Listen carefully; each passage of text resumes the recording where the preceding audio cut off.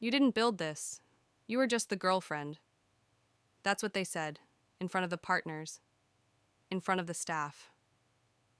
Right after he erased my name from the business license, I didn't scream, I didn't cry, I just looked at the sign one last time and nodded, because what they didn't know was that I had the original founding agreement and a voice recording capturing every word they thought no one would ever hear again. 6 months later, I was the one holding the gavel, taking back everything legally. My name is Samantha Reyes. I live in Dallas, Texas. And I didn't grow up dreaming of owning a business. I just knew I wanted something of my own, something that couldn't be taken away or dismissed like I was disposable. Daniel and I met during a community business mixer. He was charismatic, well-dressed, and talked like someone who knew his way around investors. I was the creative one, the one with the Pinterest board of coffee shop layouts, handwritten recipe cards, and years of customer service experience from working 3 jobs while in school. When we started dating, the idea of opening a coffee shop together felt like a dream. It didn't matter that I didn't have startup capital. Daniel said he believed in me. He offered to front the money for the lease. We'd call it Root and Rise. He'd handle the finances. I'd handle the heart. I poured my soul into that place. Every wall color, every chair, every locally sourced coffee bean. That cozy little corner with the bookshelf, that was my idea. The seasonal honey lavender latte mine. I even created the logo on my iPad, alone at 2 a.m., with tears in my eyes and hope in my chest. People didn't come for the profits. They came for the energy, the warmth, the way it felt like home, and that was all me. In the beginning, Daniel praised me. He called me the backbone, said I was the reason people came back. But as money started rolling in, something changed. He began introducing himself as the sole owner. He stopped including me in meetings. Then one day, casually over breakfast, he said, "We should simplify things. I'll just register the LLC in my name for legal clarity. You trust me, right?" I nodded, because back then, I still believed trust was stronger than paperwork. That was my biggest mistake. A few weeks later, I showed up to the cafe and couldn't log into our system. The POS app was locked. The employee roster didn't list my name. And when I asked one of the new baristas where Daniel was, she tilted her head and said, "Sorry, are you with deliveries?" I laughed, a nervous, hollow laugh, until I saw Daniel step out of the office. He looked at me like I was a stranger, and then he said, "Sam, I think it's best if you don't come around anymore." I froze, not because I didn't see it coming, but because I let it happen. He'd erased me from my own creation, from the cafe that smelled like my memories, from the thing I gave my whole heart to. And I didn't fight, not yet. I just stood there and nodded. Because while Daniel saw me as a sentimental fool, he had no idea that I had kept every contract, every email, and one particular voice memo from a partner meeting where he clearly said, "Sam and I are 50-50 on everything. She built this from the ground up." He could delete me from the cafe, but he couldn't delete the truth. That night, I didn't cry. I opened my laptop, created a new folder, labeled it The Comeback, and I swore this wouldn't end in silence. It would end in court, and it would end with me holding the keys. I didn't sleep that night. My hands trembled as I organized every receipt, every voice memo, every screenshot, but my mind, calm, focused, sharp in a way it hadn't been in months. This wasn't heartbreak, it was strategy. You see, while Daniel had money and charm, I had memory, I had records, I had fire, and above all, I had something he didn't, the truth. By sunrise, I had a 43-page folder on a thumb drive, labeled, indexed, cross-referenced, photos of me painting the walls, screenshots of me ordering the espresso machine from my personal Amazon account, emails confirming deliveries in my name, bank transfers, and the original business plan signed by both of us, scanned in a PDF, time-stamped 2 years ago. But the crown jewel, that voice memo, the one where he said, "We split everything 50-50. Sam built this place with her own 2 hands," It was muffled, recorded on my iPhone during a casual partner dinner. But it was him. His voice, his words, his admission. I called Julia after that, my friend from undergrad. She was a corporate attorney, now sleeps 4 hours a night, drinks her coffee black, and wins cases like it's her job. Because it is. She answered after 2 rings. Sam. My voice cracked only once. I need to take back what's mine. By noon, we had a plan, a real one. Legal, relentless, bulletproof. We started by filing a demand letter. Calm. Professional. Stating our position. Ownership percentage. Financial contributions. Documented labor. Timeline of involvement. Breach of fiduciary trust. Daniel had 14 business days to respond. He didn't. Instead, he posted a selfie outside the cafe. Grind never stops. Haters stay mad. Haters know it. Daniel, just the ghost of your own conscience, with a lawyer. 2 weeks passed. Then 3. No answer. Just more Instagram stories, full of craft lattes and fake smiles. He was smug, secure, so sure I wouldn't fight back. But I was documenting everything, and in the meantime, Julia had begun prepping the civil suit.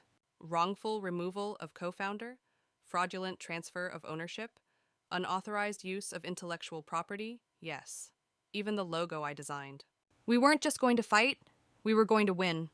I remember the day I served him, not with anger, not with shouting, with a process server. On a Tuesday, around 10:17 a.m., in front of the cafe. He took the envelope like it was a joke, laughed, even called me an over-emotional ex who couldn't move on. But the moment that courtroom door opened 3 months later, he wasn't laughing. We walked in with binders, chronological evidence, printouts, audio files, IRS filings, witnesses who saw me working 10-hour shifts, unpaid, former employees who confirmed I ran operations solo for months, and Daniel, he brought an attitude, an expensive lawyer, and no paperwork. The judge wasn't impressed, especially when Julia played the voice recording. That voice, his voice echoed in the silent courtroom. Sam built this place with her own 2 hands. For the first time in months, I watched his confidence shrink. He tried to argue I was just helping out, that I was his girlfriend, not his partner. But the tax documents told another story. So did the business card with my name on it, the email thread with the lease broker, the invoices I paid, the marketing plan I wrote, the logo I copyrighted. It was all there, a mountain of facts, and no amount of charm could bury it. The judge recessed for 2 hours. When we returned, he looked Daniel square in the eyes and said, "You knowingly removed your co-founder from her own business without compensation, despite documented contributions. The court rules in favor of Ms. Reyes." I don't remember breathing, just the sound of the gavel. One clean, solid strike. That sound, that was justice. Daniel stormed out, red in the face, muttering something about betrayal and heartbreak. But betrayal isn't when someone reclaims what's theirs. It's when someone steals and thinks they'll never be held accountable. I didn't yell, didn't gloat, didn't even look back, because I wasn't finished yet. Now came the final move, the buyout. I had the right to reclaim ownership, and the court ordered a third-party valuation. Turns out, Root and Rise wasn't just emotionally valuable, it was worth 6 figures. And I had the funds. Why? Because while Daniel played the role of entrepreneur on social media, I'd been saving, investing, preparing, not just to win, but to own. 3 weeks later, the paperwork was signed. I bought him out, in full, with a cashier's check that bore my name. And just like that, the business was mine. Legally, fully, irrevocably, the same girl they said was just the girlfriend, just helping out, was now the sole owner of everything they tried to erase her from, and I wasn't done building, not even close. Owning the business on paper was one thing, but walking back into that space, that was something else entirely. The first day I stepped back into Root and Rise, it felt like reclaiming a ghost. Everything looked the same brick walls, same rustic lights, same chalkboard menu. But it didn't feel like mine. Not yet. The energy had shifted. The soul of the shop, the heart I'd poured in, was buried beneath months of Daniel's ego and neglect. I stood there, just inside the front door, and took a deep breath. Then I said the words out loud. It's mine now. No one else was around, but it didn't matter. Some declarations are for the universe to hear, and for your own bones to remember. Over the next few days, I cleaned house, literally and figuratively. I let go of every staff member Daniel had hired. Not out of spite, but because they didn't reflect the values we built this place on. Kindness, community, realness. I called Maria, our very first barista, who quit when Daniel stopped paying overtime. I called Terrence, who used to come in on his days off just to help prep the cinnamon syrup I created. And I brought them back. We didn't have a relaunch party, no ribbon cutting, no balloons. Just a handwritten note taped to the glass under new original ownership. The customers came back slowly, a few at first, then a stream, then a rush. One woman cried when she saw me behind the counter. She said, "It finally feels right again." That sentence, those 5 words, meant more than any award, because Root and Rise wasn't built for the money. It was built to make people feel seen, like they had a place, like I did when I first dreamed of it. Alone in my tiny apartment with a notebook and a $9 bottle of red wine. But rebuilding wasn't just emotional, it was financial, logistical, mental. Daniel left the books a mess, vendors unpaid, inventory systems outdated, the espresso machine barely working. So I rolled up my sleeves, met with the accountants, reconciled months of negligence, negotiated payment plans with suppliers who'd lost faith in the shop. And somehow I made it work. There were days I wanted to scream, days I locked myself in the bathroom and stared into the mirror until my breath came back. But never once did I think of giving it back. Because once you fought for something like this, you don't ever let it go. I started adding new touches, things I'd dreamt of but never got to implement. A poetry night once a month, a pay-it-forward wall, where customers could buy a coffee for someone who needed it. We set up a corner with crayons and books for parents with toddlers, and we offered free coffee to teachers on Fridays. It wasn't grand, it wasn't flashy, but it was ours. The kind of ours that included the people who showed up when it was dark, not just when it was easy. Then came the interview. A local business podcast reached out. They'd followed the court case, and they wanted to hear my story. At first, I hesitated. I didn't want to relive the betrayal. Didn't want to sound bitter. But then I realized this wasn't about bitterness. It was about clarity, about truth. So I said yes. And when I sat in that studio, across from a host who began with, "So, tell us, what does justice taste like?" I smiled, and I said, "It tastes like a dark roast, smooth finish, and the sound of your name finally being respected." The episode went viral, not because I was famous, but because too many people, especially women, had lived my story, built something, loved something, only to be erased when it became valuable. My inbox flooded with messages, some from strangers, some from past customers, and some from women who were still trapped in their own silent battles. One message hit me hardest. "Thank you, I thought I was crazy. But you reminded me I'm not invisible." That message broke me in the best way, because now this wasn't just a business.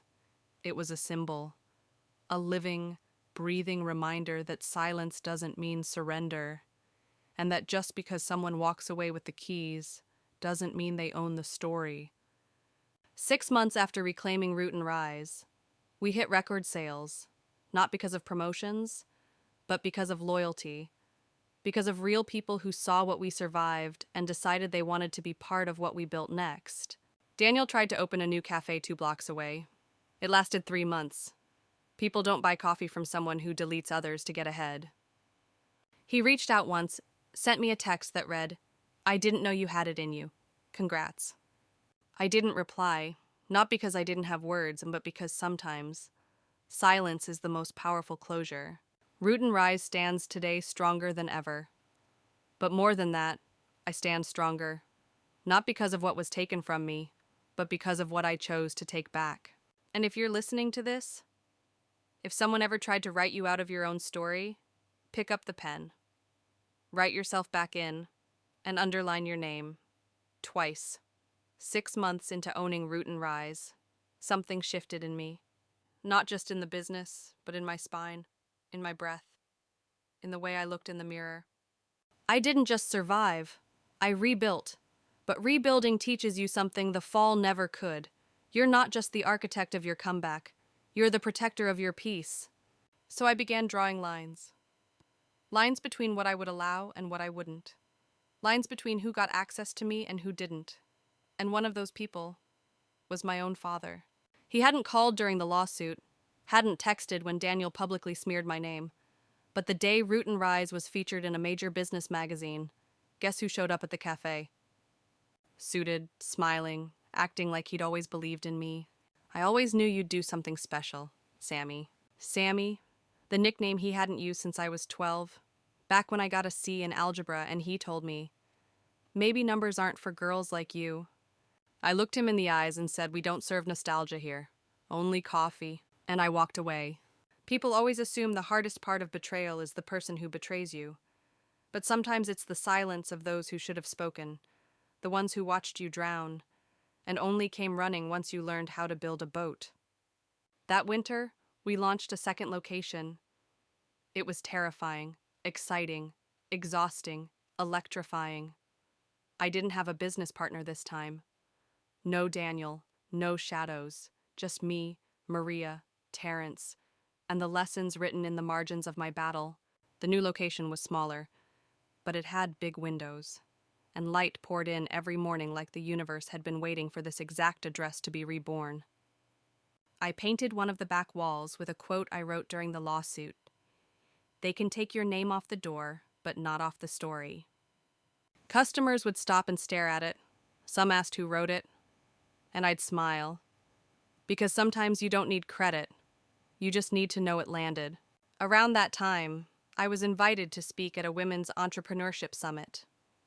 Me, the girl who once cried in her car because she thought being erased meant she didn't matter. Now being asked to teach others how to reclaim space, I wore a black suit, no frills, just sharp lines. And when I stepped on stage, I didn't start with thanks. I started with silence, a full 5 seconds, enough for people to shift in their seats, to wonder if I'd forgotten my lines. And then they said I didn't belong. So I bought the deed. The room erupted, and suddenly, every tear I'd swallowed during the hardest days felt worth it, because I wasn't just reclaiming my business.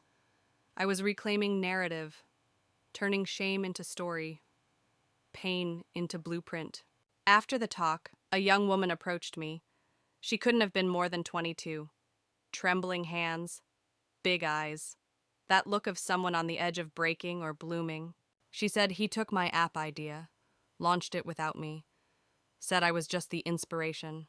I took her hand, and I said, "Then you're not just the inspiration. You're the proof. Proof of what she asked. Proof that he needed you to create it. And now, you get to create again. But this time, you own it." She cried, I didn't, because by then, I'd learned empathy doesn't always need to bleed. Sometimes it just needs to witness. By spring, Root and Rise had 2 thriving locations, and a story bigger than coffee. We weren't just selling drinks, we were serving reminders that healing is loud and powerful and contagious. We started a mentorship program. Once a month, we hosted a circle for young women starting their own businesses. No fee, no gatekeeping, just real talk over espresso. And every time someone sat in that circle and said, "I don't think I'm ready," I told them, ready is a myth. Paperwork is power. Because that's the truth. No one tells you contracts matter. Ownership matters. Documentation is protection. And silence. Silence is a choice, not a shield. I thought success would feel like applause, but it felt more like exhale, like unclenching, like finally not having to prove you deserve to be where you are. And maybe that's the best kind of success. Not loud, not viral, but rooted and rising. People think revenge is loud. They expect fireworks, confrontations, viral posts. But the most satisfying kind of revenge is the kind that comes in silence, in signed documents, in keychains with your name on the lease, in the way your ex-partner's name is no longer whispered because no one remembers him anymore. Root and Rise became more than a cafe. It became a movement, a symbol of resilience of what happens when a woman refuses to be erased. And I didn't stop, because healing is not a destination, it's a daily practice. 1 year after the courtroom verdict, I received a letter, typed, no return address. Inside was a single line. You were right. No name, but I didn't need one. I knew it was from Daniel. I stared at it for a long time. Then I folded it once neatly and tucked it behind my cafe license, where I keep all my victories. I didn't need to frame it, because some apologies are too small to be displayed. The real closure came one rainy Tuesday. A young woman came in, dripping wet, cheeks flushed from crying. She ordered a coffee, sat down, and stared at the floor. I didn't ask. I just handed her a napkin and said, "You're safe here." She nodded. Tears rolled down, but she smiled. Because that's what Root and Rise is now. A sanctuary. A soft place to land. And it all started because someone tried to erase me. I no longer introduce myself as a business owner. I say, I reclaim spaces, because that's what I've done, not just in real estate, but in people's hearts, in belief systems, in the places where hope was evicted. The greatest plot twist isn't that I won, it's that I turned what was meant to break me into something that holds others. By year 2, Root and Rise had expanded into a mentorship collective. We hosted business clinics for women of color, immigrant founders, and young creatives. We printed a workbook called Proof You Belong, filled with real legal advice, checklists, and affirmations. We gave it away for free, because I remembered how it felt to be frozen, muzzled, told I wasn't enough, and I vowed no one else would feel that alone under my watch. Then came the keynote invitation, National Women's Leadership Summit, 10,000 attendees, a stage built for names I'd only seen in headlines, and now, mine would echo on it. I wore a cream suit that day, clean, classic, no distractions, just me, my voice, and the truth. I stood in front of a crowd and said, they claimed the business wasn't mine, so I took it legally, and I never gave it back. Applause erupted, but I paused, held the silence like a sacred space, then added, and if they ever try to take yours, don't scream, don't beg, don't burn it down, just document and come back with keys. Afterward, a reporter asked me what's the secret to your success. I smiled and said spite, dignity, and Google Drive. They laughed, but it was the truth. The tools of revenge are rarely loud. They are patient, precise, unapologetic. And sometimes they look like a coffee shop with sun-warmed chairs and lavender steam curling through the air. Daniel tried once more. I heard a new venture, another business. But his name was no longer trusted. He wasn't feared or envied, just irrelevant. And that's the thing no one tells you. The opposite of power isn't weakness. It's being forgotten. I didn't erase him, I just made him unnecessary. And that, perhaps, is the most exquisite form of justice. 3 years in, Root and Rise now has 4 locations across Texas. We've never franchised, never sold out, because some things grow stronger when they're grown slow and loved deeply. Our mission remains the same. We build tables where no one pulls the chair out from under you. And every day, I write my name on the corner of the chalkboard, not for ego, but for remembrance. For the girl who once watched her name be deleted from an LLC document and thought that meant she was nothing. She was wrong. She was everything, and she still is. So if you ever find yourself in Dallas or Austin or San Antonio and you walk into a cafe with exposed brick and quiet defiance in the air, that's us. And if you're holding something heavy, pull up a chair, because we've saved you a seat. And this time, no one's taking it from you.